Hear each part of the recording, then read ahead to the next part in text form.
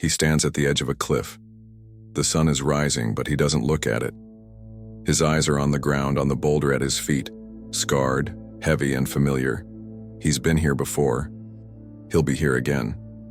Pushing this stone up the mountain only to watch it fall again, and yet he doesn't stop. This is Sisyphus, the condemned hero of Greek mythology. A man doomed to repeat a meaningless task for eternity. But according to Albert Camus, he is not tragic. He is free, because Sisyphus, in his infinite repetition, is aware. He knows there's no final triumph, no divine reward, no purpose waiting at the summit. And yet, he chooses to push. The struggle itself toward the heights is enough to fill a man's heart. One must imagine Sisyphus happy. Camus. This one sentence shattered the romantic illusions of an entire era. It was Camus' quiet revolution, against despair, against nihilism, against false hope. But what did he really mean? How can a man condemned to meaningless labor, to absurdity, be happy? That question lives at the heart of absurdism, because Camus wasn't trying to fix the absurd. He wasn't looking for an escape. He was asking the unthinkable. What if happiness has nothing to do with meaning? What if the absence of purpose is not a curse, but a chance to be free? Imagine a world where the answers never come, where prayers meet silence, where the universe spins, indifferent to your dreams, your heartbreak, your efforts. This is the reality Camus confronted, not as a pessimist, but as a lucid optimist. He looked directly at the void, and instead of retreating into religion, ideology, or fantasy, he asked how to live inside it. Because here's the paradox. We crave meaning more than oxygen, and yet, we live in a universe that offers no permanent answers. We want justice, but people suffer without cause. We want love to be eternal. But every relationship ends, in distance, in silence, or in death. We want our lives to mean something, but time swallows everything, no matter how important it once seemed. Camus called this clash the absurd, the tension between our desire for clarity and the chaos we live in. Most philosophies try to resolve this. Camus did something different. He accepted it, and in that acceptance, he found a kind of rebellion, not the kind that burns cities, but the kind that whispers, I see the truth. I will live anyway. Because maybe the most courageous thing a human being can do is to carry a stone that will never stay at the top, and still smile as they push. Albert Camus didn't begin with answers. He began with a question. Should I kill myself? Not out of morbidity, but out of clarity. Because to Camus, suicide was the only serious philosophical problem. If life has no objective meaning, if the universe is silent, if suffering is inevitable, then why not end it? This was the brutal honesty at the core of absurdism. Camus didn't sugarcoat the emptiness. He stepped into it barefoot and asked, can I still live? At the heart of absurdism is a clash. On one side, the human need for purpose, order, and significance. On the other, a universe that offers no inherent meaning, just atoms, time, and silence. This clash, this contradiction, is the absurd. And once you see it, you can't unsee it. You start noticing the empty rituals, the people building legacies that will be forgotten, the religions that promise eternity but demand blind faith, the governments, the causes, the self-help slogans, all trying to paste purpose onto a blank canvas. Camus's genius was in refusing to look away. He called out every illusion, every false comfort, but, and here's the turn, he didn't fall into despair. He didn't say, life is meaningless, so give up. He said, life is meaningless, so you're free. Free from having to find the perfect answer. Free to reject systems that demand obedience. Free to create your own relationship with existence. In the absurd world, meaning isn't discovered. It's decided by the way you live. This is not nihilism. Nihilism says nothing matters. Absurdism says, nothing is given, so everything you do matters more. And this, Camus believed, is the real challenge. Not to flee the absurd, but to live inside it, fully, consciously, joyfully. The point is to live without appeal. In today's world, flooded with competing ideologies, crumbling traditions, and algorithmic distractions, absurdism feels more relevant than ever because many of us already sense it, that the old meanings no longer hold. That truth has become fragmented. That happiness can't be outsourced to belief systems. Camus doesn't promise peace, but he offers dignity, the dignity of facing the absurd and saying yes to life anyway.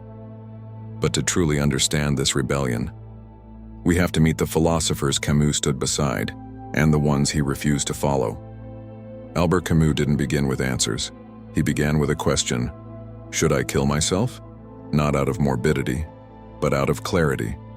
Because to Camus, suicide was the only serious philosophical problem. If life has no objective meaning, if the universe is silent, if suffering is inevitable, then why not end it? This was the brutal honesty at the core of absurdism. Camus didn't sugarcoat the emptiness. He stepped into it barefoot and asked, "Can I still live?" At the heart of absurdism is a clash. On one side, the human need for purpose, order, and significance. On the other, a universe that offers no inherent meaning, just atoms, time, and silence. This clash, this contradiction, is the absurd. And once you see it, you can't unsee it. You start noticing the empty rituals, the people building legacies that will be forgotten, the religions that promise eternity but demand blind faith, the governments, the causes, the self-help slogans, all trying to paste purpose onto a blank canvas. Camus' genius was in refusing to look away. He called out every illusion, every false comfort. But, and here's the turn, he didn't fall into despair. He didn't say, "Life is meaningless, so give up." He said, "Life is meaningless, so you're free. Free from having to find the perfect answer. Free to reject systems that demand obedience. Free to create your own relationship with existence. In the absurd world, meaning isn't discovered. It's decided, and by the way you live. This is not nihilism. Nihilism says nothing matters. Absurdism says nothing is given, so everything you do matters more. And this, Camus believed, is the real challenge. Not to flee the absurd, but to live inside it, fully, consciously, joyfully. The point is to live without appeal. In today's world, flooded with competing ideologies, crumbling traditions, and algorithmic distractions, absurdism feels more relevant than ever, because many of us already sense it, that the old meanings no longer hold. That truth has become fragmented. That happiness can't be outsourced to belief systems. Camus doesn't promise peace, but he offers dignity, the dignity of facing the absurd and saying yes to life anyway. But to truly understand this rebellion, we have to meet the philosophers Camus stood beside and the ones he refused to follow. Absurdism is not just a theory scribbled in notebooks or confined to ivory towers. It was born in the ashes of history and tested in the blood, smoke, and silence of real human tragedy. Camus didn't write about absurdity from a distance. He lived inside it. During World War II, as Europe descended into brutality, Camus wasn't just observing from a cafe in Paris. He was writing underground newspapers for the French resistance, risking arrest, death, and exile, not because he believed in utopia, but because he believed in dignity. While others turned to ideology, fascism, communism, religious extremism, Camus stood in the void and asked, "Can I still fight, even if there is no promise of salvation?" This is where absurdism proves itself. It doesn't collapse under pressure. It awakens when the world offers no guarantees.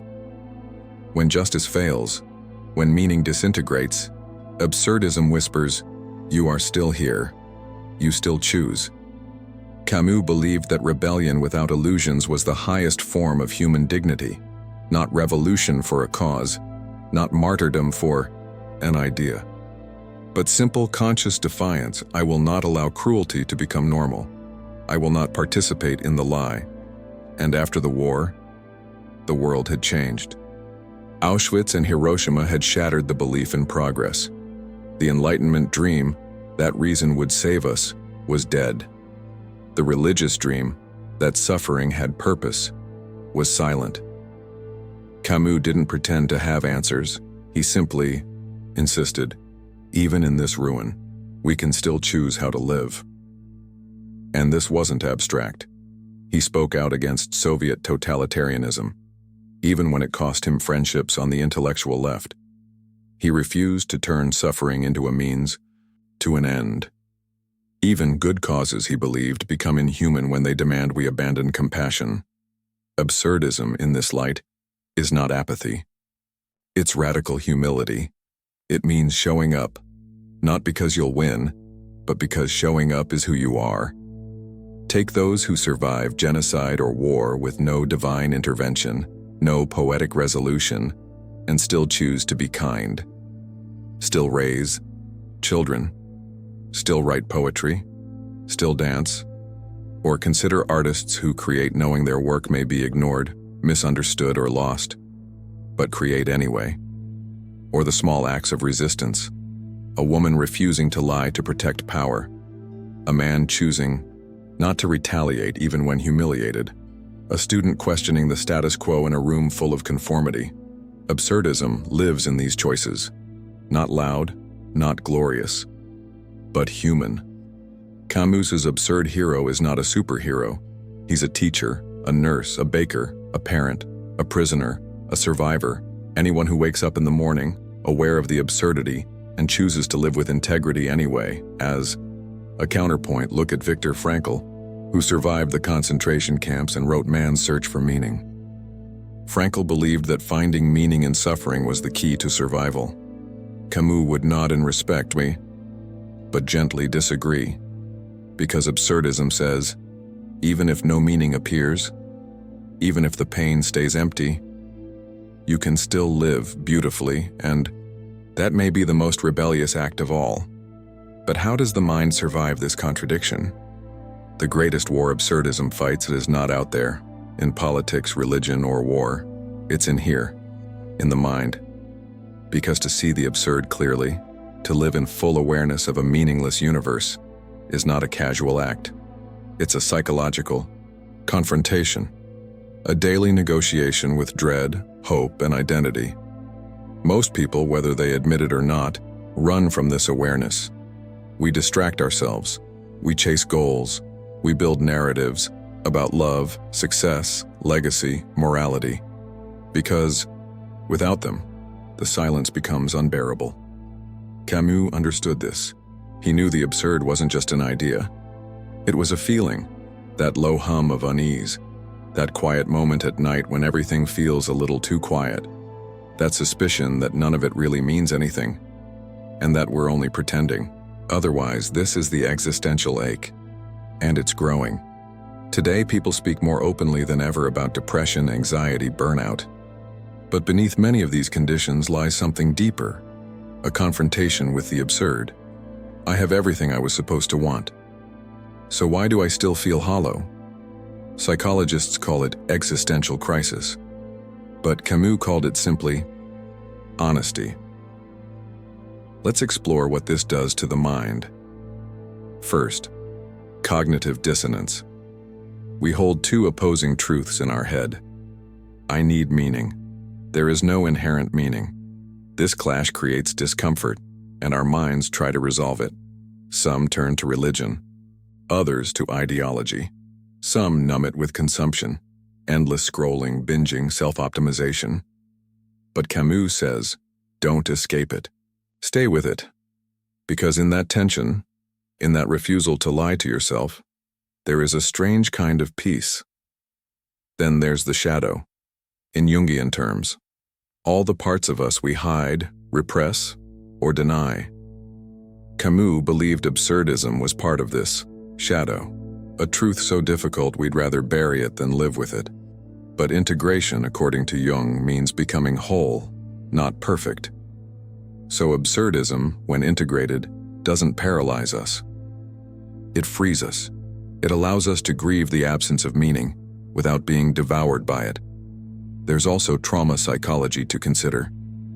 People who have faced death, loss, or catastrophe often report a kind of shattering.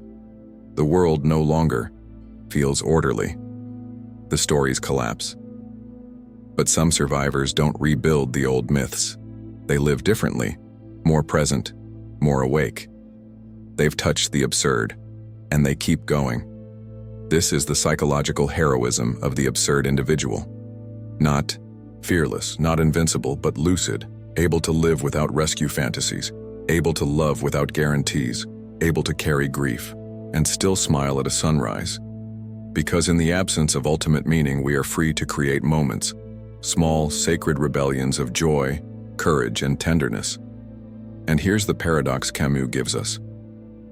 The moment you stop demanding meaning from life is the moment you become free to live. But this internal rebellion isn't just philosophical, it's cultural. The absurd is no longer hidden. It's leaking into memes, media, and modern identity. Absurdism is no longer confined to literature or existential classrooms. It's everywhere now. It's in our jokes, our timelines, our coping. Scroll through any social feed, and you'll see it. Memes about cosmic insignificance, jokes about the futility of life, TikToks about mental breakdowns, layered in irony, drenched in detachment. We're laughing. But something underneath is trembling. This isn't just internet humor. It's a cultural atmosphere, a shared emotional condition, post-meaning fatigue. We've inherited a world flooded with information, but starved of truth. Algorithms tailor content to our preferences but leave us empty. Spiritual movements are marketed like skincare. Purpose is sold in productivity templates and dopamine hacks, and when that fails, we post about embracing the void. We call ourselves mentally ill as a punchline. We say nothing matters, but say it often enough that it begins to matter. A little too much. Camus saw this coming. Not the technology, but the emotional condition. A world where old belief systems collapse, where every truth feels temporary, and where survival becomes more about performance than presence. He warned that, in an absurd age, many will respond with denial, escape, or nihilism. But a few will choose awareness. You can see them, not always loud, not always visible, but choosing to live intentionally, even without promises. A climate activist protesting, knowing they may not stop the flood. A writer creating work that might never be published. A person showing up for therapy, for others, for themselves, with no map, just the will to keep walking. These are the modern absurd heroes. They don't need certainty. They don't demand applause. They're not waiting for a perfect future. They're building beauty inside the rubble. Absurdism today isn't an argument. It's a lens, a way to hold both grief and joy, to laugh without detaching, to cry without needing a reason. Camus would ask us one thing: are you still aware? Are you still living in rebellion against indifference? Or have you become it? Because in a world that constantly sedates us with content, convenience, and cynicism, awareness is an act of defiance. And now, as we reach the edge of the void, one final question remains. Can we find joy, not in spite of the absurd, but because of it?